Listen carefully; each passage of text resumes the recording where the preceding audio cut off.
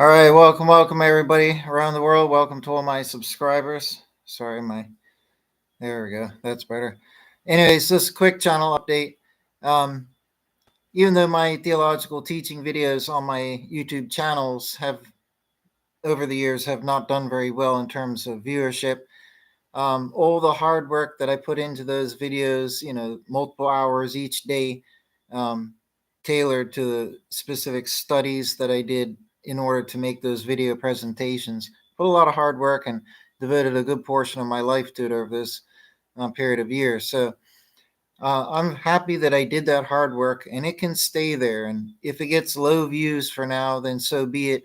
Maybe one day when the right person sees it and helps give it attention or whatever, if the tide changes and people maybe, it'll get more views and more people start to learn the theology. But I just have to wait for that to happen. But things that I can do to make a tangible difference. Um, One is do different style of videos. One of my subscribers recommended I do like an actual like sermon type thing. And just, instead of focusing on trying to prove this or that there with the videos, which is what I've done to lay down a theological backbone of evidence for things. But instead to do like a talk, like a sermon where you go on about something instead of, trying to prove everything from every angle, just like freely, just, like preach, like teach and preach. Um, I think that would be really good. And I don't often do that, if at all. So I could definitely do something like that there. But primarily over these last few years, even after publishing my books, both of them there's a lot of material that I have stacked up here. I've never counted the total. Could be 20 pages, 50 pages, or maybe more of a lot of material and verses as part of studies that I've done. Some related to videos that I've made and whatever, right? So all of that is a good backbone for me to start doing another book.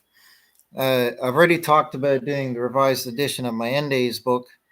Uh, I have I have to do that soon. Hopefully, all my books can be out in the summertime. That's what I'm aiming for. A few more months as possible. The revised edition of this book will take very little work. I have to get to it soon. The new theological book that I planned will be more of a preaching, teaching style where I'll go on more at length, more freely and casually. Um, to talk about certain topics in a relatable way for people. I think a book like that would be very helpful, whereas this book here is a systematic theology. So it's more like presenting evidence for each theological point. So this other book that I planned, I already got a good chunk already started on it, but on top of that, I could definitely write a lot based on my own experiences, what I've gone through and trying to reform and lots of different things and, motivational and helpful type advice and all of that there from my own experience and from the, spiritual wisdom or whatnot. So I think that would be a really good book, and it's not going to be about me. It's just going to be about, instead of, if you want to learn about that theology, instead of relying on this singular book here, the systematic theology, which is all good, it's excellent. I think it'd be good to have a book that you could sit down and read, and it's not going to be like a self-help book or something like that. It's just literally going to be me speaking more at length on certain things. I'm not going to sit there and tackle every theological matter per se, but just, spend 30 or 40 pages or whatever instead of a chapter on, say, the Trinity, like I do in that book, the theology book. I could have a whole long chapter, like 30, 40 pages, right? Just talk at length about something and how we can relate it to our lives. I think that would be really good. And who knows, maybe that book will take off and be successful. The problem is that this is the most important one. This is what lays down the science of the theology. Um, so I can't replace that. I mean, that's excellent. All I could ever do is beef it up with more evidence, but there's more than enough evidence in that book as it is. So I don't need to go out of my way to get even more. It'll become cumbersome to read at that point there. Um, so, like I said, the revised edition of my End Days book, that should come out soon. It'll take the least to complete. Then the theology book, like I just mentioned, uh, that's going to be my other big project. I've also got to finish writing my fantasy novel. I'm a good way through, about 33% the way done that book already. Um, I put so much effort and commitment into it in those months that I started writing it, so I don't want to give up or be lazy like that. So I'm going to get that one finished as well. It seems like a lot, but I've already written a lot for everything, so it's definitely feasible. I could do it in a few months and get them published in a few months, each in their own time. Um, so yeah, I think that's gonna be my plan. And the other idea that I had is, even though my books are very cheap, like my Endays book is only $11.11, pretty cool price, 11.11. Well worth it. That's super cheap. That's like a sandwich and a soda, right? Then this one here is like, it's either $20.23 or like 22.99. I can't remember if it was either 20.23 or $23. But this book here is still, if you go search on Amazon for systematic theologies, ones that are, there's not many in this 200-page range that's more concise, like it claims to be. um, if you get more comprehensive ones, they're far more exhaustive to read, and it'll stretch the mind out. Whereas, and it's normally reserved for more academic inclination. Whereas this one here, I made universal, so you know a young person or an old person, anybody in between, could read it. And I tried to aim the ballpark, the zone, to fit the right blend. It's not aimed at just a young audience. It's not aimed at a super academic audience. It's just for any average person who might pick it up, right? Um, but anyways, what I can do. Oh, that's why I was saying that is because when you get the ones that are 400 pages, so about twice the size, um, I could have gone into that much more detail, but it just wasn't necessary um, to prove the point.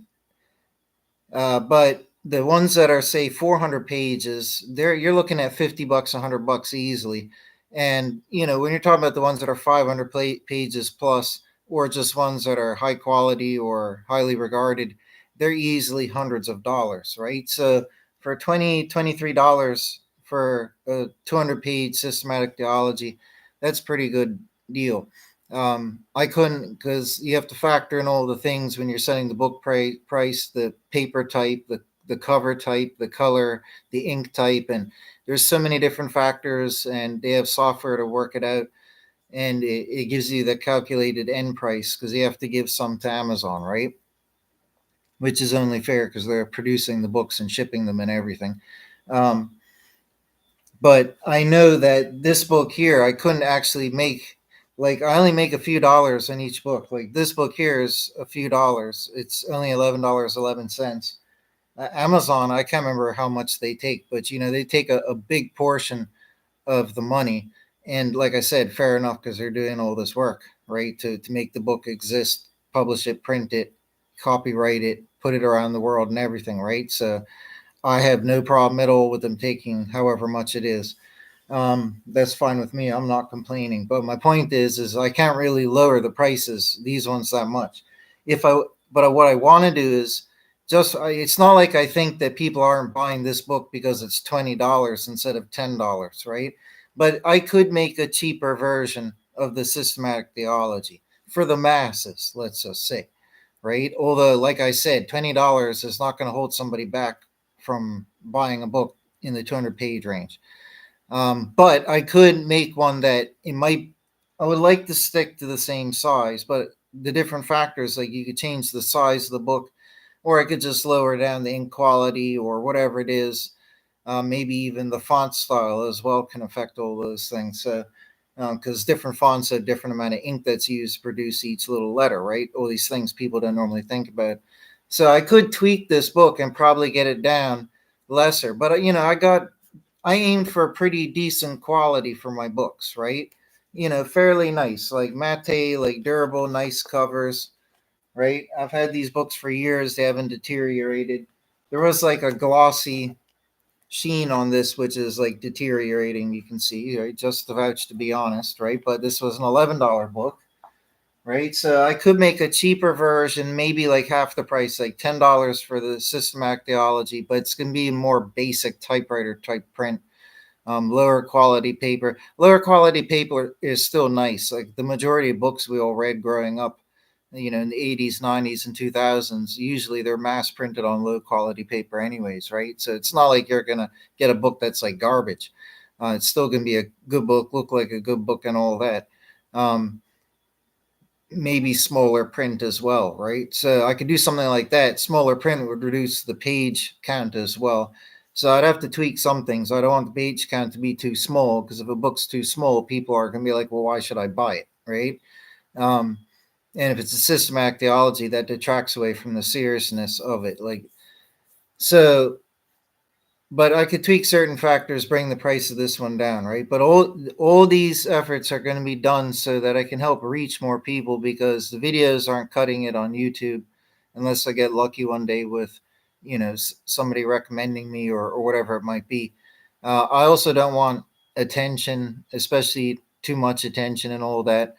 I'm a very down to earth and humble person, and I don't want my face out there. Like, I don't want to be a popular YouTuber. Like, that is not my aim.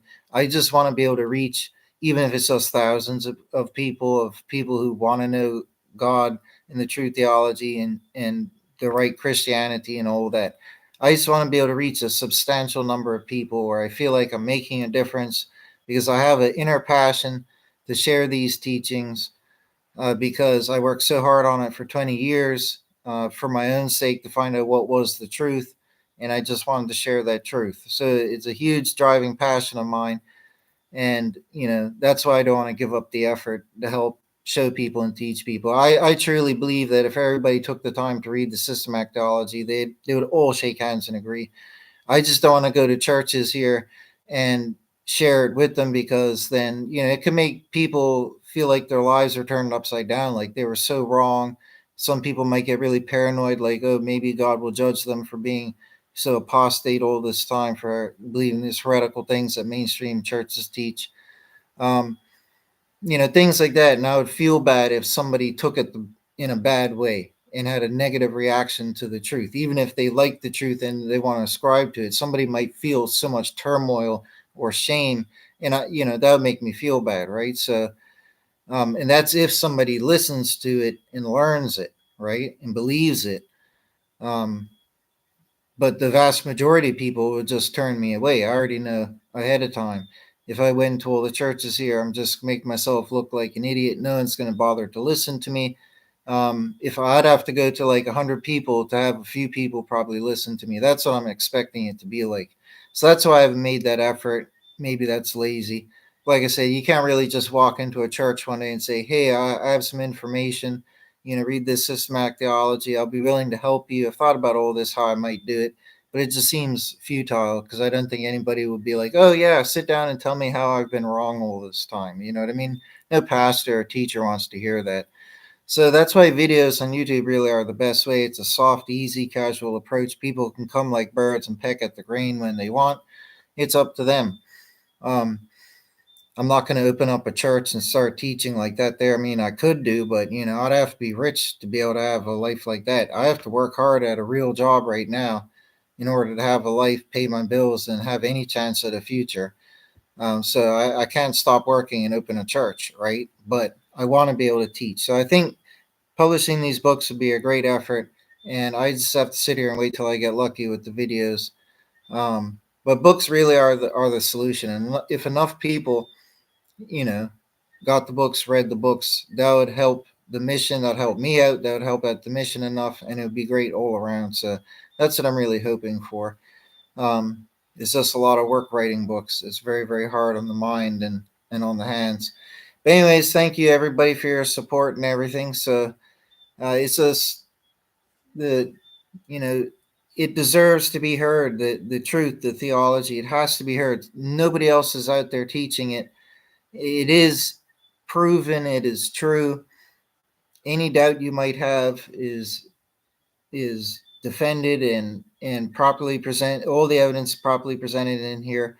Even when I forget something or have questions or doubt something, like I was saying the other day, I could just open this up and all the scriptural answers are right there, bam, on the page. There's no argument. Really is, it is proven. It can't be disproven. I tried, it's not even that I tried to disprove it. Over the 20 years, I was trying to prove what is the truth in testing every single factoid from every angle conceivable in the scriptures. And all the evidence of what the conclusion, what the absolute truth is what I reveal in the systematic theology here. All of it laid out, scripturally proven, like the title says. So it is a work that proves itself, so to speak. It's not just an aimlessly written book. So I really need to get a drink of water as well, and I have to go somewhere. So I'm going to wrap this video up. So um, if you don't have the systematic theology yet, I would urge you to go get it. Like I said, it's really cheap. It's a keeper. It's super important and critical. People learn this. The message, the underlying message, is so important. How to, that you need to reform from sin. And too many Christians, like I grew up in different Christian churches, different denominations, and the overall essence that I think the average Christian believes today is that no matter what they have done or what they continue to do, that they'll still get led into heaven just because they know Jesus, because he was a sacrifice that wipes away all your guilt if you just believe in him. But this is wrong. It's a heresy, and this is just one thing that the churches are wrong. But it's so corruptedly wrong. And if people just knew the beautiful and simple and logical truth that we're actually taught that the gospel is that we must reform from sin, this makes you a better person. There's no other religion out there that has a doctrine like this, except for Judaism itself, right? And this doctrine to reform from sin will make you a better person. If everybody did it, it would make the world a better place. It really is, so to speak, the perfect religion. It's the perfect guidance that will come from, a perfect shepherd on what to do to better yourself and not just to get a free ticket into heaven. It's about changing yourself, becoming a better person. And when you do that inside and you get rid of all the bad that you think and that you do, you feel better after you succeed in that. And you'll be reducing quite potentially the punishments that might come, because every sin you do will be punished, right? You don't get off for anything. So everything is going to be recompensed to you. So if you've reduced certain sins that you do, that's one relief that you can have. You might still have suffering in your life. You probably will, because that's for everything else that's happened up until that point that you're being recompensed for. But you can know that logically, if you stop certain sins or all your sins, that because you're not doing them anymore, you're not duplicating and doing them again, you're not acquiring further guilt stacked to your name. That's my point. It's just logic. You stop doing what is bad, you can have that bit of relief knowing that, okay, at least I'm not acquiring more guilt. That's a good feeling when you realize that you're living like that. So, the theology is not just about, geezers bickering about what they believe. It's about understanding that this simple doctrine and logical doctrine is what the Bible always taught with Judaism and with true Christianity. And when you actually apply it to your life, it produces a meaningful change in you. Even if an atheist person was to apply that principle, it would make them a better person. You know what I mean? It's that raw, like you could almost say scientific principle of how it induces a change in your character and behavior, for good.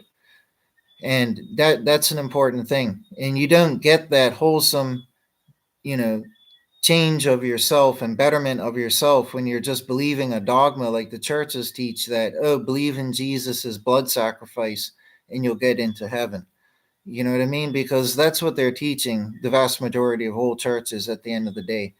And they have a hidden undergarment, so to speak, and to be obscured from the eyes and the mind, but that is what is being taught. And it's nothing but a heresy. But knowing the simple theological truth, it's so logical, like I said, and there's no fluff, no dogma, no crazy sacrifice of God or His Son for forgiveness. It's about you becoming a better person, and when you've done that, when you reform, that's your baptism. That's when you get blessed with the Holy Spirit. If you've been genuine about it, and God sees that you have reformed, become a new person, He'll bless you with His Holy Spirit and forgive you for all your past sins, right? And then it's up to you to keep your garment clean, to not blemish it and do sins again and break your reformation and then have to reform again, right? But the Bible even teaches us that if our brother sins 77 times in the day, saying that I reform, but he goes and sins again, you are to forgive him all 77 times, right? To show that what God wants, even if we might fail a lot, we have to reform and he will be patient with us, because at the end of the day we're not cheating God or the system.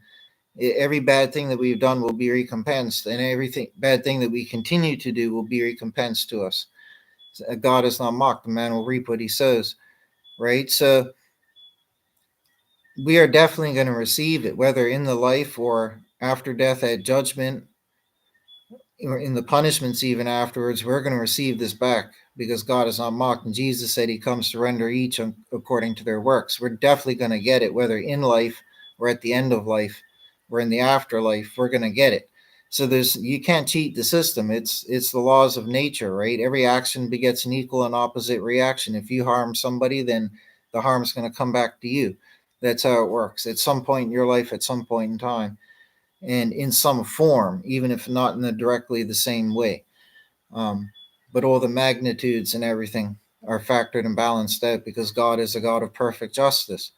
So you can't cheat the system, is my point. So you're only cheating yourself and wronging others. And if by wronging others, what you're doing is you're making it worse for yourself because you have way worse guilt and you will receive way worse punishment. The only way to break all of this um, guilt and punishment so that you can be allowed to enter into heaven in the afterlife is by reforming, because nobody's perfect. If somebody is, good for them, but most people aren't perfect, and we have to reform at some point. And even if we were imperfect up to that point, we won't be banned from heaven for it. We will be forgiven for it. However, that doesn't mean the punishment for it just magically goes away.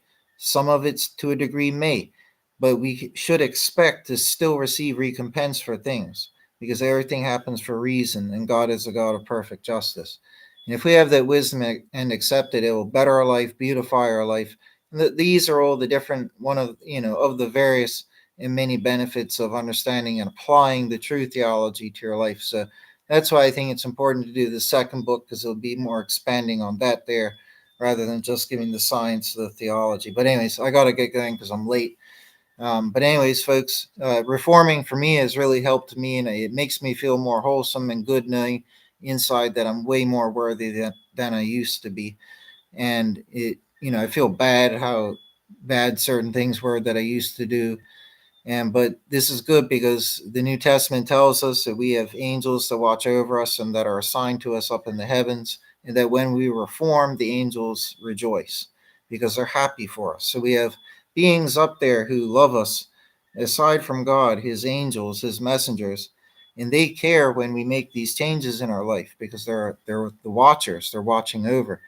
So you might not know them personally or directly, but they know you. And when you're reforming, it's good to know that there's others that care about you out there, even aside from God. They care about you, love you, and they celebrate when you're reforming. Why? Because you're going to get to go join the cosmic family again at your judgment time, right? So, right, there's so many wonderful benefits in applying the theology to your life. And like I said, even an atheist could apply this theology because it's so dogma free. There's so little dogma in it compared to any other form of Christianity. It's like minuscule. And it's so adaptable and digestible that even an atheist could apply the methodology in their life. Because I knew atheists who were really good people, right? You know what I mean? You don't have to know the biblical God to be a good person. There's people who never knew about God or had the Bible, and they've still been good people. They may have believed some theological things that were weird or wrong, depending on the time period they lived in, whatever. But you can still be a good person, right? And I think that the churches have, don't get me wrong, some churches do put emphasis on being a good person and not sinning. But the problem is that theologically, every denomination out there teaches one of their stumbling blocks is that Jesus was this blood sacrifice that wipes away your guilt, right? It's the backbone of Protestantism, and it's even present in Catholicism. right? So about 95% of all Christians on the planet, all churches, branches, and denominations fall under those two mega denominations. So there's over 2 billion Christians on this planet who believe these things that are very, very wrong. And, if you're living your life thinking that this ancient human blood sacrifice is going to get you a ticket into heaven, that's a dangerous error if it is not correct. So my passion is because I want to help other Christians out there who think in these primitive ways erroneously and don't realize how heretical and ignorant it is, and they don't see the wise alternative in the actual scripture itself, the true theology. So this is why I'm making all these efforts, and I have such passion because I know that if it is heard by more, it would become very, very popular because it is a way less dogmatic. It has virtually no dogma in it. Um, it's easier to swallow, easier to digest, easier to hear, easier to understand, logical, sensible, plausible, proven. So it's got everything going for it. But anyways, it is what it is. I got to get going. So thank you all for coming by. I'll take some time to read through the comments later, but I got to get going because I'm late. But I don't want to give up, like, you know what I mean? But making more video teachings at this point is pointless, which is why I haven't really done any, because I've already done tons of them and spent tons of time doing the studies for those videos, and it's just going to be wasting more of my time. I've taken a long breather for a while, and it felt good to do it. I used to be addicted to coming home from work and spending like 2-3 hours, sometimes more, doing these studies and stuff for videos. And it's just too much. I got 100 videos up now on theology. They can stay up there, and people can fly in like birds and peck at the grain whenever they want. I'm not going to fuss about it. It is what it is. But anyways, take care, folks. God bless, and thanks for coming by. See you all later.